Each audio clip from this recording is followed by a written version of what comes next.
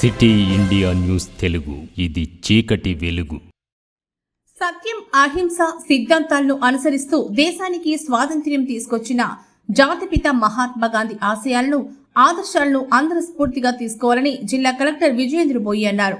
బుధవారం మహాత్మా గాంధీ జయంతి సందర్భంగా కలెక్టరేట్ సమావేశ మందిరంలో గాంధీ చిత్రపటానికి పూలమాలలు వేసి ఘనంగా నివాళులర్పించారు.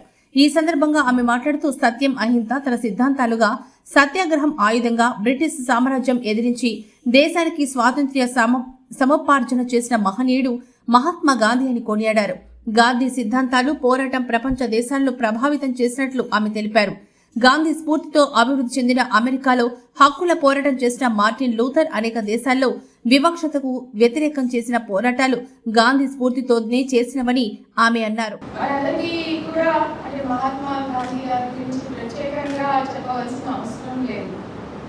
అంటే మనం అందరం కూడా మన దేశానికి స్వాతంత్రమే అయినా కూడా మనం చిన్నప్పటి నుంచి కూడా మన దేశంలో బ్రిటిష్ తర్వాత ఫ్రీడమ్ స్ట్రగుల్ గురించి, నేషనల్ మూవ్మెంట్ గురించి చిన్నప్పటి నుంచి మనం పెద్దయ్యే వరకు కూడా చదువుకుంటూనే వస్తున్నాము. కాబట్టి అందరికీ కూడా హిస్టరీ అంతా తెలుసు. అయితే మహాత్మా గాంధీ గారి ఐడియాలజీ గురించి చెప్పాలంటే ముఖ్యంగా రెండు, అహింస ఒకటి, ఆయన ప్రిన్సిపల్ ఆఫ్ ట్రూత్, సత్యం. ఈ రెండు ఆయన ఫిలాసఫీలో మేజర్ పార్ట్ పోషించిన సిద్ధాంతాలు. వాటి బేస్డ్గానే మొత్తం ఎంటైర్ నేషనల్ మూవ్మెంట్ కూడా కొనసాగింది. అవే సిద్ధాంతాలు మొత్తం ప్రపంచాన్నంతటినీ కూడా ఇంప్లేను. అక్కడ మహాత్మా గాంధీ పద్ధతిలో పోరాటాలు చేయడం అనేది ప్రపంచంలో చాలా చోట్ల జరిగింది. ఇప్పటికీ క్లీన్లీనెస్ ఇస్ గాడ్లీనెస్ అంటారు. అంటే పరిశుభ్రతనే చాలా ఇంపార్టెంట్ అని ఆ కాన్సెప్ట్ని ముందుకు తీసుకెళ్తూ మనం ఈ రకరకాల ప్రోగ్రామ్స్ జరుపుకుంటూ వచ్చాము. ఇప్పుడు ఈ స్వచ్ఛతా ఈ సేవ కూడా మహాత్మా గాంధీ సిద్ధాంతాలతో ఇన్స్పిరేషన్ పొంది మనం చేపట్టడం జరిగింది.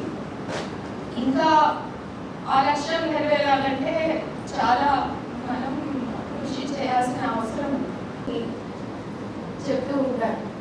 అంటే మనకి కూడా మన రియల్ లైఫ్లో అంటే గాంధీ గారి ఆల్ త్రూ మనకి స్వాతంత్రం వచ్చిన ముందుకు తీసుకువెళ్తూ ఉన్నాము. అందులో ముఖ్యంగా గ్రామ స్వరాజ్యం. అంటే ఆ సమయంలో భారత జాతీయ నాయకులు ఎంతోమంది మన దేశానికంటూ ఒక జాతీయ కాంగ్రెస్ను ఏర్పాటు చేసుకొని